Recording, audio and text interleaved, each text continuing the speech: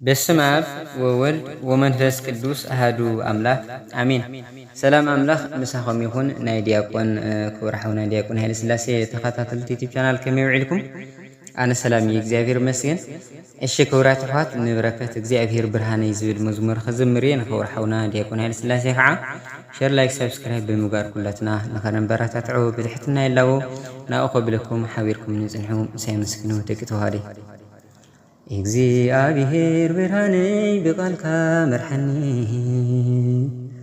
ኣምላኽ መድሓኒተይ ድምፅኻ ኣስማዓኒ ኣብ ዓለም ዝተጋደ ሓቀኛ ብርሃንካ ጐይታይ ኣብርሃለይ ኣብ ልበይ ኣቲኻ እግዚአብሔር ብርሃነይ ብቃልካ መርሐኒ ኣምላኽ መድሓኒተይ ድምፅኻ ኣስማዓኒ ኣብ ዓለም ዝተጋደ ሓቀኛ ብርሃንካ ጐይታይ ኣብርሃለይ ኣብ ልበይ ኣቲኻ ብፍጹም ብርሃንካ ንጸላም ይስዕሩ ኣምላኸይ በኣኻ ንኹሉ ስግሮ ክቡር ፈጣሪየይ መድመዲ መንገደይ ብፍቅርኻ ክኸድ ጐይታይ ኣብርሃለይ እግዚአብሔር ብርሃነይ ብቃልካ መርሐኒ ኣምላኽ መድሓኒተይ ድምፅኻ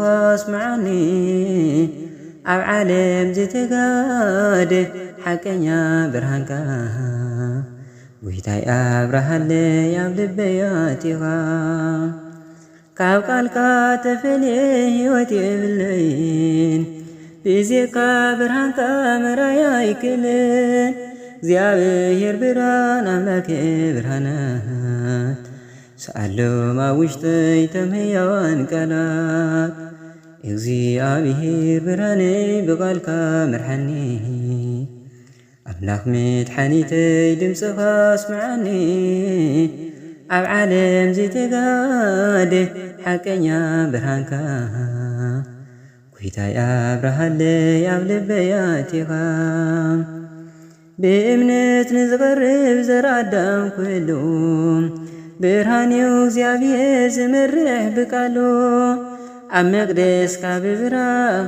መቅደስካ ብብርሃንካ ክመላለስ ምሕረትካ ኣብዝሓለይ እግዚእ ኢየሱስ እግዚአብሔር ብርሃነይ ብቃልካ መርሐኒ ኣምላኽ መድሓኒተይ ድምፅኻ ኣስማዓኒ ኣብ ዓለም ዝተጋደ ሓቀኛ ብርሃንካ ጐይታይ ኣብርሃለይ ኣብ ልበይ ኣቲኻ ፍቅሪ ዝረወየ ቀራንዮ ዝረአየ ዓይኑ ክበርሃሉ ንዝተመነ ንዕውር ለንጊንዮስ ብርሃን ዝሃብካዮ በመስቀልካ ብርሃን ንልበይ መላዩ እግዚአብሔር ብርሃነይ ብቃልካ መርሐኒ ኣምላኽ መድሓኒተይ ድምፅኻ ኣስማዓኒ ኣብ ዓለም ዝተጋደ ሓቀኛ ብርሃንካ ጐይታይ ኣብርሃለይ ኣብ ልበይ ኣቲኻ እግዚአብሔር ብርሃነይ ብቃልካ መርሐኒ ኣምላኽ መድሓኒተይ ድምፅኻ ኣስማዓኒ ኣብ ዓለም ዝተጋደ ሓቀኛ ብርሃንካ ጐይታይ ኣብርሃለይ ኣብ ልበይ ኣቲኻ አሜን። ስለ መዝሙሩ በዓል ቤት ዝኾነ ልሎ ባህሪ እግዚአብሔር ኣምላኽና ክብርን ምስጋናን ይብፅሓዮ። ወስብሐት ለእግዚአብሔር።